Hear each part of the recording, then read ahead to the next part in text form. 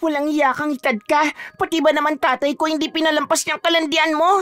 Inakit mo na nga ang asawa ko. Pati ba naman yung tatay ko? Hindi niyo na nirespeto si nanay na nasa kabilang buhay. Huwag mo siyang bastusin. Ninang mo pa rin siya. Mas matanda pa rin siya kaysa sayo. Nagmamahalan kami ng tatay mo. Siya lang ang lalaking nakakita ng halaga ko. Sana maintindihan mo, Bonnie.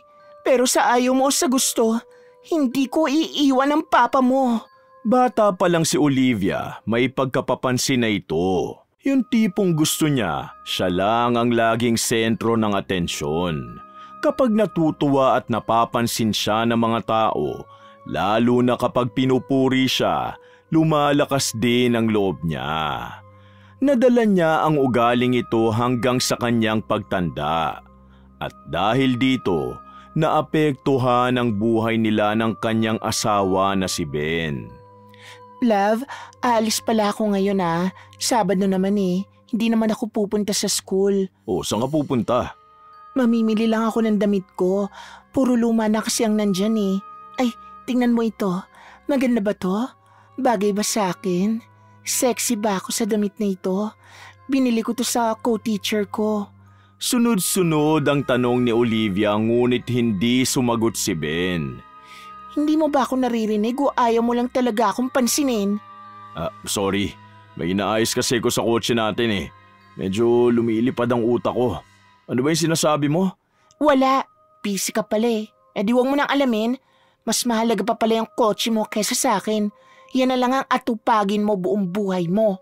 Olivia naman, paulit-ulit tayong ganito.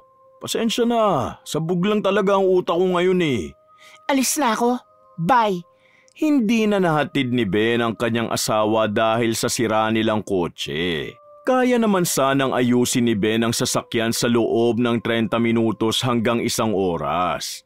Ngunit nabagot na at hindi na nakapaghintay si Olivia. Tulad ng nangyari nung nakaraan, masama na naman ang loob ng misis kay Ben dahil pakiramdam niya hindi siya nabibigyan ng sapat na atensyon at pagmamahal ng kanyang asawa.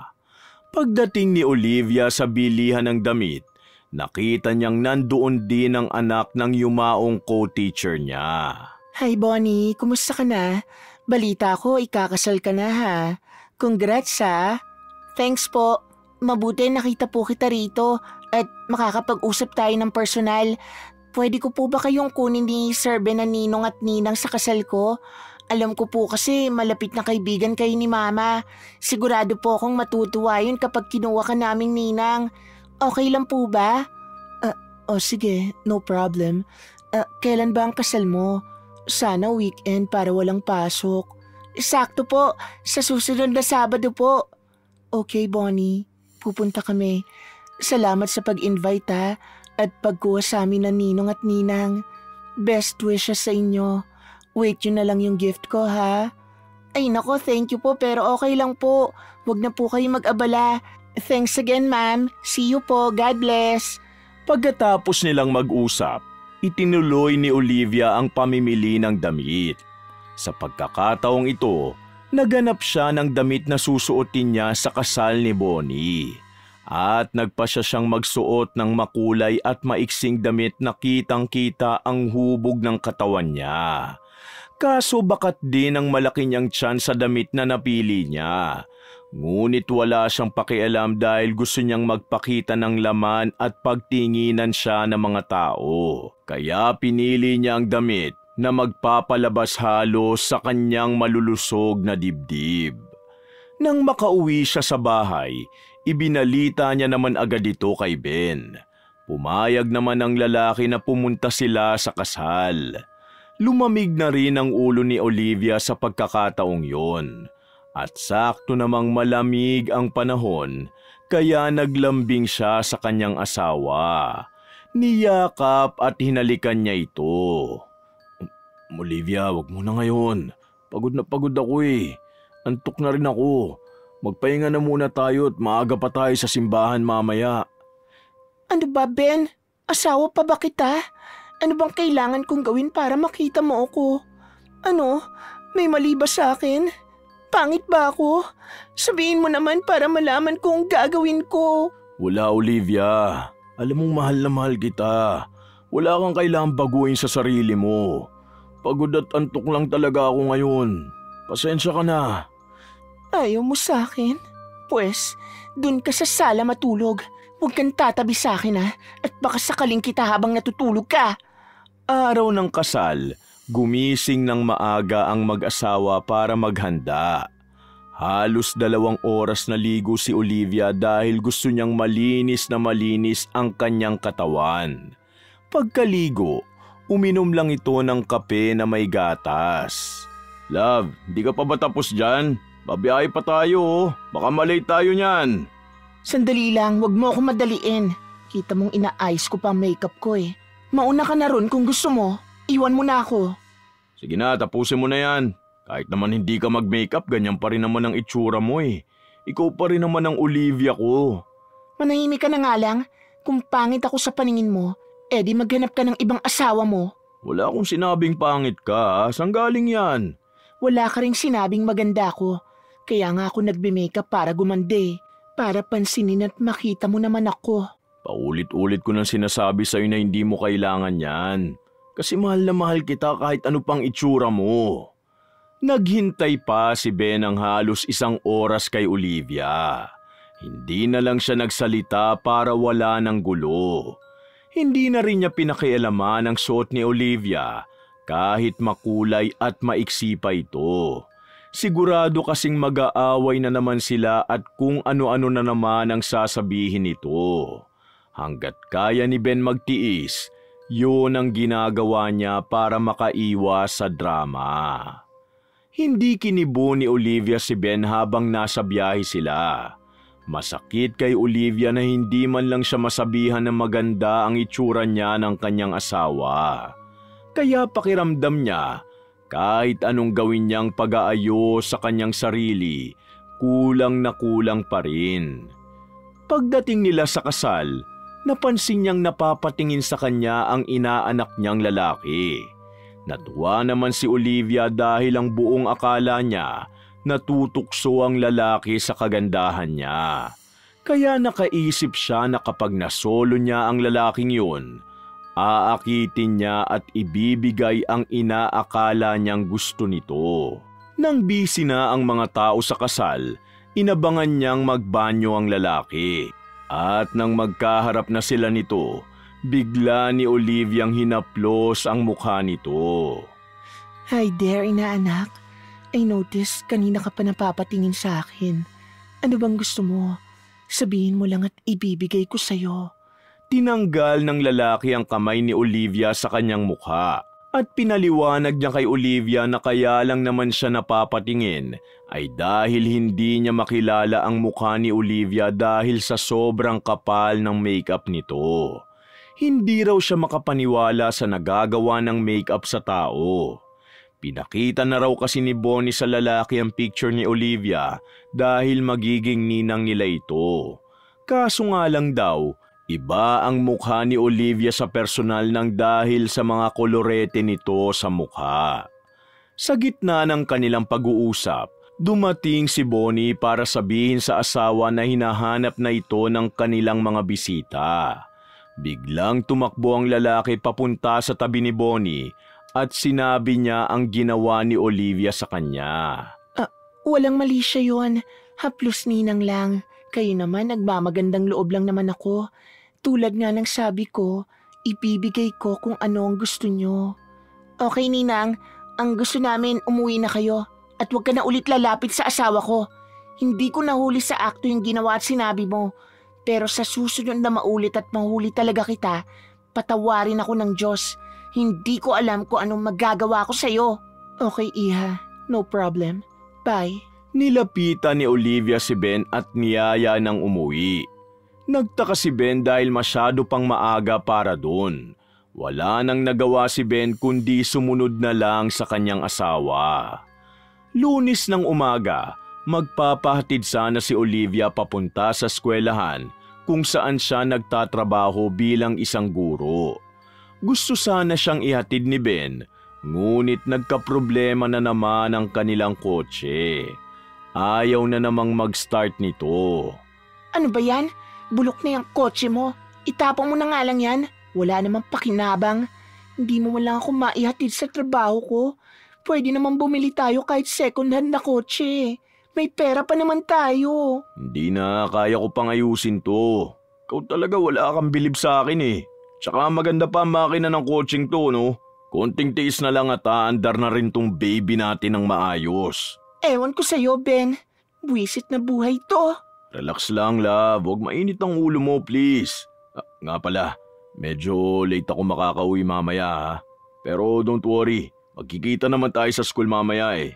Halika na, sabay na tayong pumasok. Hindi na sumabay si Olivia kay Ben kahit isa lang naman ang lugar na pinagtatrabahuhan nila. Security guard kasi si Ben ng school kung saan din nagtatrabaho si Olivia.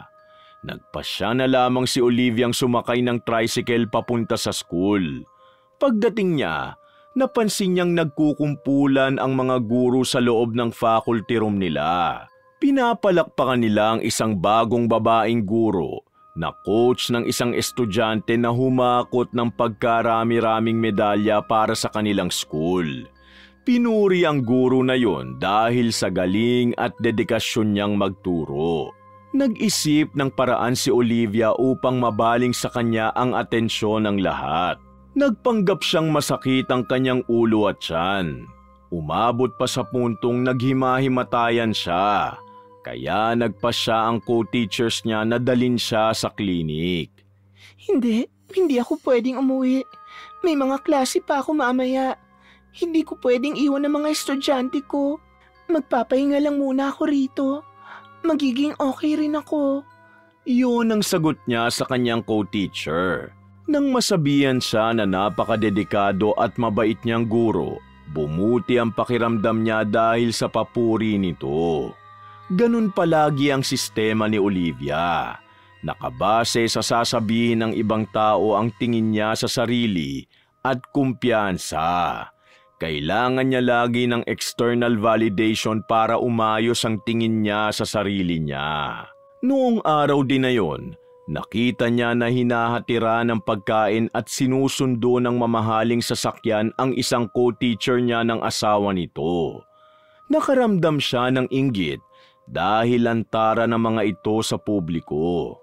Hindi nagdalawang isip ang lalaki na hawakan ng kamay at yakapin ang kanyang asawa kahit may ibang taong nakakakita. Hindi kasi ganoon ang relasyon ni na Olivia at Ben. Ang laging rason ni Ben kapag kinukumpronta siya ni Olivia ay ayaw niya lang daw mapagchismisan sila sa school. Pinoprotektahan lang daw niya si Olivia dahil maraming matang nakatingin sa school nila at naghahanap ng mali. Umiiwas lang daw ito sa posibleng problema. Hindi kayang tanggapin ni Olivia ang rason ni Ben. Kaya ang laging tumatatak sa isip niya, hindi siya mahal ng kanyang asawa. Kahit papaulit-ulit naman si Ben sa pagsasabi kung gaano niya kamahal si Olivia. Isang araw habang namimili ng alahas si Olivia, nakasalubong niya si Gary, tatay ni Bonnie. Uy, nandito ka pala, Gary. Kumusta? Anong balita sa'yo? Hi Olivia, looking good ah. Okay naman ako. Bumibili ako ng panregalo kay Bonnie. Malapit na kasi ang birthday niya eh. Pwede mo ba akong tulungang mamili ng panregalo sa kanya? Sure. Eto, bagay to sa skin tone niya. Pwede rin to kasi ang ganda ng design. Bagay rin to sa kanya. Lalong aangat ang ganda niya. Naku, manang-mana sa iyong anak mo. Maamo at magandang mukha. Salamat. Para mo na rin ako sinabihan ng pogi niyan. Totoo naman ang sinasabi ko eh. May pinagmanahan talaga si Olivia. Maganda talaga ang lahi niyo. Ikaw rin. Maganda. Ikaw lang ang nagsabi sa akin yan. Kahit ang asawa ko hindi yata nakikita mo. O baka naman may sira na yung mata mo. Wala, ano ka ba?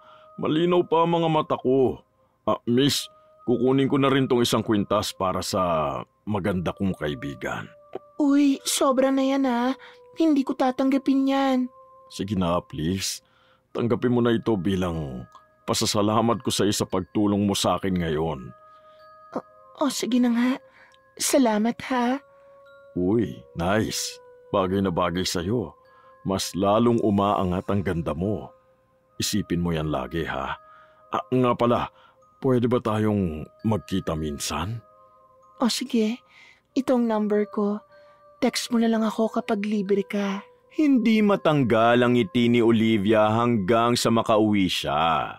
Naiisip niya ang mga sinabi ni Gary sa kanya. Lumabas ang kanyang kumpiyansa sa sarili nang nasabihan siya na maganda siya. Kaya masaya na si Olivia ng gabing yun. Maya-maya, nag-text sa kanya si Gary. Sinabihan siya nitong maghapunan na at huwag magpapakagutom. Alagaan daw ni Olivia ang kanyang sarili. Abot tenga na naman ang ngiti ni Olivia sa natanggap na mensahe kay Gary. Sumagot naman siya. Nagpasalamat siya at sabay sabi na kumain na rin si Gary. At kapag nagka-oras daw siya, ipagluluto niya raw ang lalaki.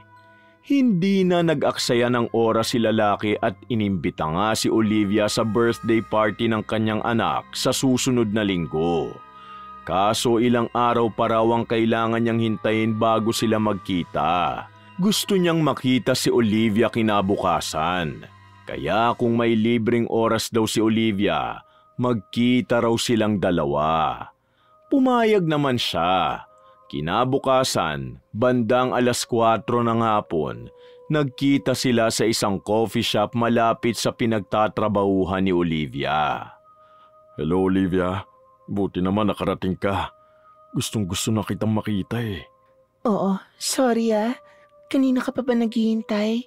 Katatapos lang kasi ng klase ko. Hindi naman. Halos kararating ko lang din naman. Order ka lang kung anong gusto mo ha. Huwag ka mahiya. Sagot ko na. Sige, thank you. Kahit ano na lang nakapirito. Miss, ibigay niyo yung pinakamasarap na kape at cheesecake sa kanya. May gusto ka pa ba, Olivia? Hindi, okay na ako. Wala na. Ikaw talaga? Ako na sana magbabayad para sa atin. Ako ang lalaki. Ako ang dapat magbayad. Tsaka ako naman ang nagyaya eh. Kasi gusto kong makita ka.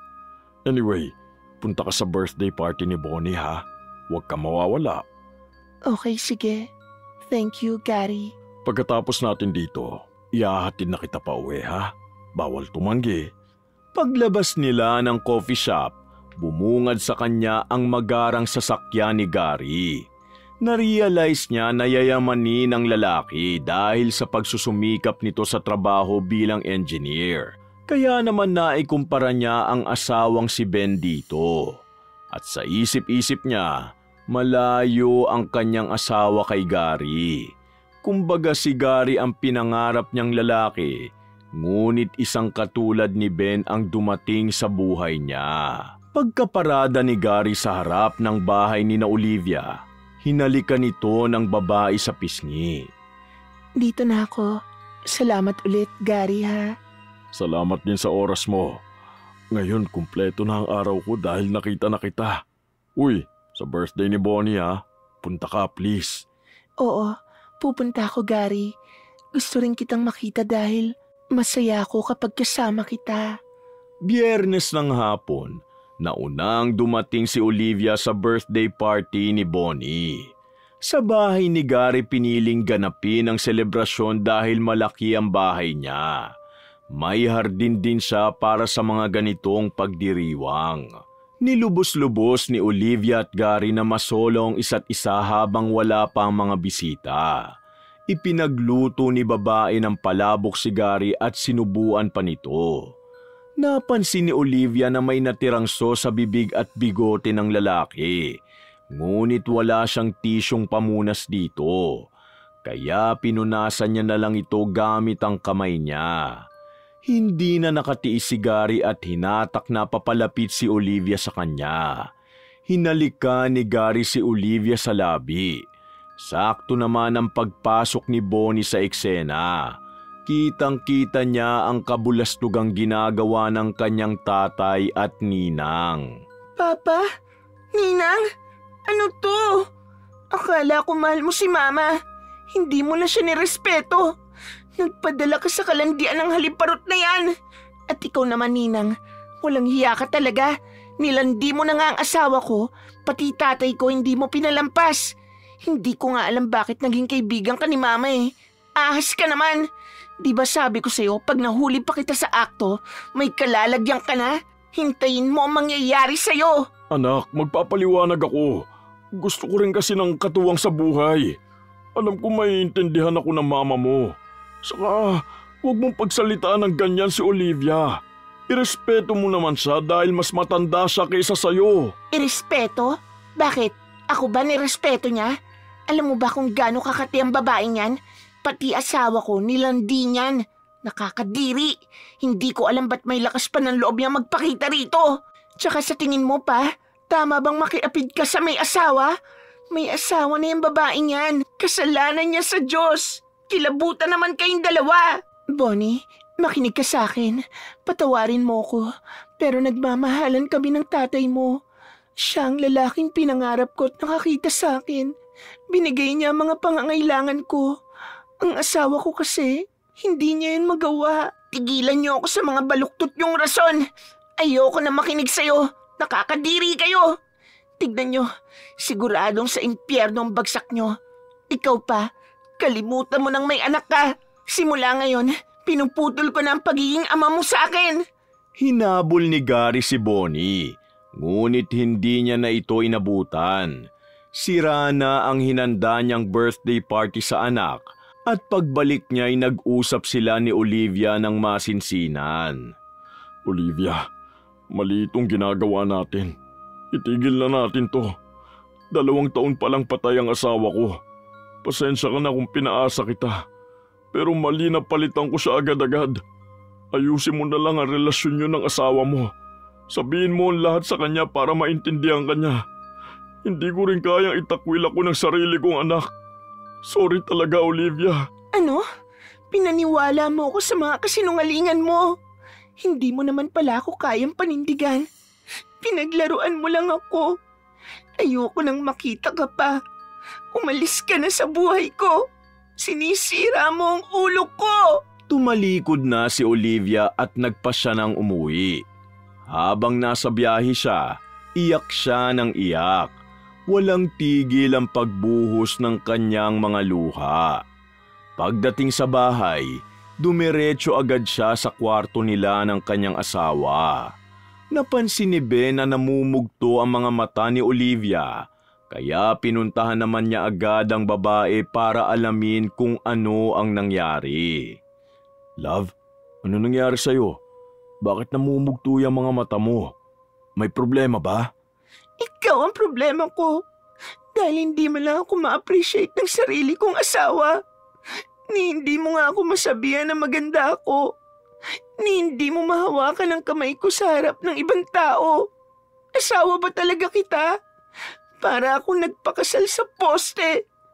Nang dahil sa'yo, napahamak pa ako. Pinatulan ko si Gary, yung tatay ng inaanak ko. Lahat ng hindi mo na iparamdam sa akin, sa kanya ko naranasan. Niloko mo ko? At ako pa may kasalanan kung bakit mo ko niloko? Ikaw mismo nagpasya niyan sa sarili mo. Sana sinabi mo na lang sa akin nung una pa lang para naayos natin ang problema natin. Hindi yun nagsali ka pa ng ibang tao at hinanap mo sa kanyang hindi mo makita sa akin. Matanda ka na, Olivia. Alam mong mali ang ginawa mo. Maghiwalay na lang tayo. Yun lang ang nakikita kong solusyon sa problema ko. Tutal, wala naman tayong anak.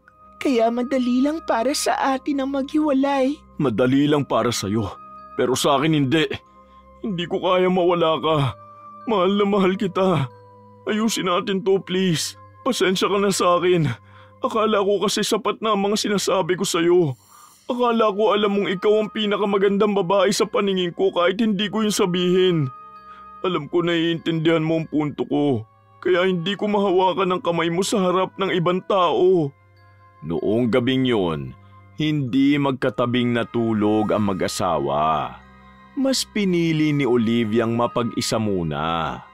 Hindi naman sumuko si Ben sa panunuyo sa asawa at kahit masama ang loob nito sa kanya, pinakita niya pa rin ang pag-aalaga nito sa misis.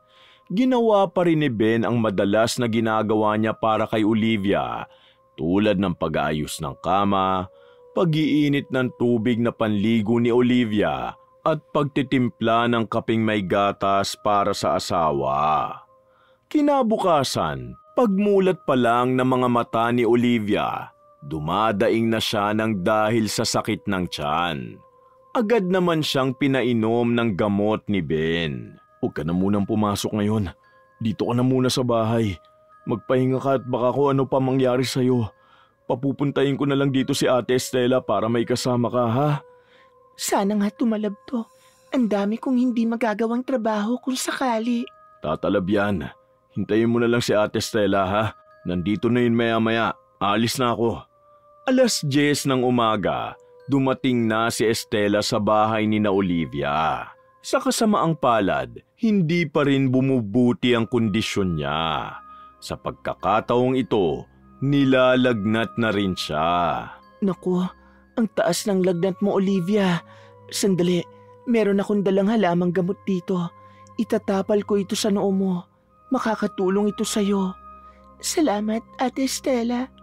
Ang sama talaga ng pakiramdam ko. Tsaka hindi ko maintindihan, parang may naririnig akong nagbubulungan. Hindi ko naman maintindihan kung anong sinasabi. Baka epekto lang ito ng lagnat sa akin. Sandali, mga nagbubulungan? Oo. Bakit, ate? Teka lang, kukuha ko ng isang basong tubig. May gagawin lang tayo saglit. Lumabas muna sa kwarto ang matanda para kumuha ng isang basong tubig. Binulungan niya ito ng orasyon ng 3 beses. Tikman mo ito. Sabihin mo sa akin kung anong lasa. Bakit ang pait po nito? Anong nilagay mo rito, ate? Kumpirmado. Kaya ka nagkakaganyan ngayon dahil kinukulam ka. Mag-aalas 12 na nang makarating si Ben sa kanilang bahay. Ben, butit nakauwi ka na. Alam mo bang kinukulam itong asawa mo ngayon? May nakaaway ba siya o nakasagutan nitong nakaraan? Hindi ko sigurado, ate. Aray! Ang sakit ng tiyan ko, Ben! Mabuti na lang at nandito ako. Kung wala ako, hindi niyo pa malalaman na kinukulam na pala si Olivia. Alam niyo bang pwedeng mamatay itong asawa mo ng dahil sa kulam? Marami ng kasong ganyan. Habang tumatagal, parang nababaliw na si Olivia dahil hindi raw siya tinatantana ng mga boses na kanyang naririnig. Parami raw ng parami ang mga nagsasalita sa tenga niya. Wala na ito sa tamang wisyo at parang may matinding kinatatakutan. Wag! Tama na! Hindi ko na kaya! Mahal, kapit lang. Nandito lang ako. Wag! Huwag ka lalapit sa akin! Ate, alam mo ba kung paano gamutin si Olivia? Oo, relax ka lang. Magtiwala lang kay sa akin. Sa kasamaang palad, hindi tumalab kay Olivia ang mga dalang pangontra ni Estela. Kinailangan niya munang umuwi para kunin ang kaisa-isang pagmamay-ari niyang malakas na pangontra sa kulam. Ang medalyon ni San Benito. Naiwan si Ben para magbantay kay Olivia. Sa puntong ito, nagsisisigaw at nag-iiyak na siya ng dahil sa takot. Tigilan niyo na ako! Ben, tulungan mo ako! Paalisin mo sila! Mahal, nandito ko. Hindi totoo yung mga naririnig mo at nakikita. Pinaglalaruan lang na mangkukulam ang utak mo. Pakinggan mo lang ang boses ko, mahal. Nandito lang ako sa tabi mo. Hindi ako makahinga. Sumisikip na ang dibdib ko. Uminom ka ng tubig, mahal. Huwag ka mag-alala. Malapit na si Ate Estela. Pabalik na yun. Pagkalipas ng 10 minuto, dumating na rin sa wakas si Estela. Hindi na siya nag-aksaya ng kahit 1 segundo. At pinanguyanan niya agad ng hilaw na bawang si Olivia. Mabisang pangontra daw ito sa kulam. Ate, nalalagas ang buhok ni Olivia. Anong gagawin natin? Mamamatay na ako, Ben. Hanggang dito na lang ang buhay ko. Patawarin mo ako sa lahat ng nagawa ko sa iyo. Huwag ka magsalita ng ganyan, mahal. Kayang-kaya ka iligtas ni Ate Estela. Magtiwala lang tayo sa Kanya at sa Diyos. Huwag kang magpapatalo sa mangkukulam na yan. Huwag kang papayag na mawala sa mundong ito ng ganun-ganun na lang. Kaya mo yan, mahal. Huwag kang magpapatalo. Sa pagkakataong ito, naubos na ang lakas ni Olivia nang dahil sa kakapiglas at kakasigaw niya. Nanghina na siya. Para na siyang isang lantang gulay. Wala na siyang boses para sumigaw, kaya nang mapakalma na siya, nagkaroon na ng pagkakataon si Estela na gamutin siya. Inilabas na ng babae ang kanyang tanga na medalyon at dinasala ng taimtim para lumakas ang pangontra ng kulam. Isuot mo lang yung medalyon. Dapat lagi lang yan nakadikit sa dibdib mo. Isa yan sa pinakamalakas na pangontra sa kulam. Magdasal ka, kumapit ka sa Diyos, dahil tanging siya lang ang makakapagligtas talaga sa iyo. Salamat, ate. Pero kung nakatadhana nang mamatay ako, tatanggapin ko ang kapalaran ko. Kung buhay ko ang kapalit sa lahat ng kasalanan ko, tatanggapin ko rin yun. Tama na nga yung kagaganyan mo. Hindi yan makakatulong sa sitwasyon mo ngayon. Ano ba talaga ang gusto mo? Mabuhay o mamatay? Mabuhay, ate. Para makabawi man lang ako sa asawa ko. O pues, tigilan mo na yung pagiging negatibo mo at lumaban ka. Tulungan mo ang sarili mong lumaban. Pasensya na, ate. At maraming salamat ulit. O eto, inumin mo. Tsaa, gawa sa katas ng halamang gamot. Magpahinga ka pagkatapos mo niyan at isipin mo mamaya pagising mo. Aayos na ang pakiramdam mo. Huwag na huwag mong kalilimutan magdasal. Kinabukasan, gumaan na ang pakiramdam ni Olivia. Ngunit nang dahil sa epekto ng kulam, halos tuluyan na siyang makalbo. Numipis ng todo ang kanyang buhok. Kaya kapansin-pansin ang pananahimik niya kahit bumuti na ang kalagayan niya. Mahal ko, mabuti na lang at ligtas ka na. Salamat sa Diyos. Oo, salamat sa inyo ni Ate Estela. Lumipas sa mga araw na nakitaan ni Ben ang senyales ng depresyon si Olivia, kahit ba wala na ang talab ng kulam. Kaya hindi na nag-atubiling lumapit sa espesyalista ang mag-asawa. Napag-alaman na merong tinatawag na histrionic personality disorder o HPD si Olivia. Ito ay isang mental health condition na nagiging dahilan kung bakit unstable ang emosyon ng taong nakakaranas nito. Laging gusto niya na siya ang sentro ng atensyon at ang tingin at kumpiyansa niya sa kanyang sarili ay nakadepende sa opinyon ng ibang tao tungkol sa biktima ng personality disorder na ito. Ayon sa espesyalista, maaaring nagkaroon daw nito si Olivia dahil sa kombinasyon ng genetic at environmental factors. Ngayon, naiintindihan na ni Ben. Malinaw na ang lahat sa kanya. Kaya pala nagdadamit na maiiksi at makukulay ang kanyang asawa at kaya pala binabalot niya ng kolorete ang kanyang mukha dahil sa kanyang kondisyon. Nagpasya ang mag-asawa na sumailalim sa psychotherapy para makayanan nilang i-manage ang kondisyon ni Olivia at para mabuhay siya ng normal katulad ng ibang babae na kaedaran niya. Kahit pa medyo may kamahalan para sa kanila, itinuloy pa rin nila ito upang umayos ang kondisyon ni Olivia. Hindi naman sila nabigo dahil gumana ang psychotherapy kay Olivia. Paunti-unti, naaayos na niya ang relasyon niya kay Ben. Ben, mahal ko. Gusto ko lang magpasalamat kasi hindi mo ako sinukuan. Pinatawad mo pa rin ako kahit nagkasala ako sa'yo.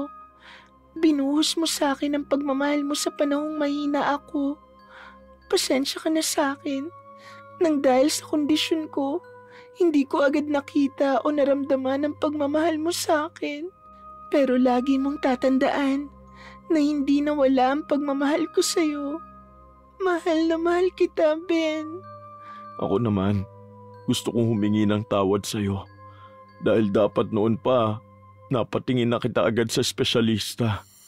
Kung nagawa ko yun, sana nalaman na natin agad ang kondisyon mo at nagawa na agad ng paraan. Napansin ko na rin dati na medyo unstable nga ang emotions mo eh. Pero binaliwala ko lang yung nakita kong senyales. Inakala kong tinotopa ka lang at magiging maayos din ang lagay mo.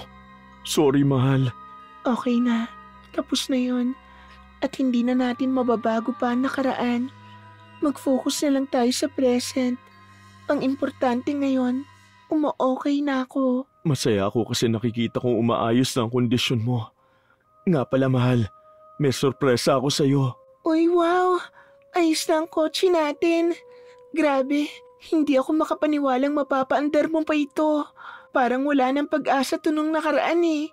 Totoo nga kapag may tiyaga, may nilaga. Ang galing mo, love. Nakakabilib ka. Salamat, love. Di ba sabi ko naman sa'yo noon, kaya ko pa tong ayusin? Ayan, umaandar na uli na maayos. Promise, hindi na tayo ititirik nitong baby natin. Gusto mo try natin? O sige ba, ipa-full tank na rin natin tong baby natin. Maaga pa naman, tsaka wala naman tayong pasok ngayon. Kaya dumiretso na rin tayo mamasyal. Sumakay na ang dalawa ng kotse at totoo nga ang sinabi ni Ben. Maayos na ang takbo nito at hindi na sila tinirik ng kotse nila. Alam mo, Ben, kahit luma na tong kotse natin, hindi ko ipagpapalit to sa kahit na anong mamahalin at magarang sasakyan. Pero kahit hindi na to umandar, kahit mag-tricycle pa tayo araw-araw papuntang school, masaya at kontento na ako. Basta magkasama lang tayo. I love you, Ben. Ang sweet at ang ganda ng misis ko. I love you too, Olivia. Nang mapagod sila sa pagdadrive, pumasok muna sila sa isang mall para magpalamig at kumain ng ice cream. Pag-akyat nila sa second floor, nakita nila ang kanilang mga inaanak. Gusto ni Oliviang lapitan ng dalawa, ngunit pinigilan siya ni Ben. Okay lang, Ben. Akong bahala. Handa ako sa kung ano man ang sasabihin niya sa akin. Gusto ko lang humingi ng tawad. Halika, lapitan natin. Sigurado ka ha? Basta nandito lang ako sa tabi mo. Lumapit ang dalawa kay Bonnie at sa kanyang asawa. Hi, Bonnie. Huwag ka mag-alala. Wala akong gagawing masama. Hindi na ako katulad ng dati. Nagbago na ako dahil nalaman ko na ang totoong kondisyon ko. Anong totoong kondisyon, Ninang? Na makati at malandi kang ahas ka? Hindi, Bonnie. Nagpacheck ako sa espesyalista at nalaman kong may histrionic personality disorder ako. At i-research mo na lang yung mental health condition ko kung hindi ka pamilyar. Siya nga pala, lumapit ako sa iyo para humingi pa rin ng tawad sa lahat ng nagawa ko sa inyo. At kung ikaw man yung nagpakulam sa akin, naiintindihan ko kung bakit mo nagawa yon. Kahit hindi ka pa humingi ng tawad, napatawad na kita. Sana matanggap niyo pa rin ako bilang ninang niyo. Sorry sa lahat, Bonnie. Hindi na. Pinuputol ko na ang koneksyon namin sa'yo. Okay. Nirarespeto ko ang desisyon mo. Hinihiling ko pa rin ang masaya at masaganang buhay para sa inyo. Isa lang sana ang pakiusap ko. Sa akin, pwede mong putulin ang koneksyon mo. Pero sa tatay mo hindi. Tatay mo pa rin siya kahit na anong mangyari. At mahal na mahal ka niya dahil ikaw ang pinili niya. Tumalikod na ang mag-asawa at nagpatuloy sa paglalakad. Hindi man natanggap ni Bonnie si Olivia. Ang mahalaga, nakahingi ng tawad ang ninang at nabigyan niya ng linaw si Bonnie tungkol sa kanyang kondisyon. Wakas!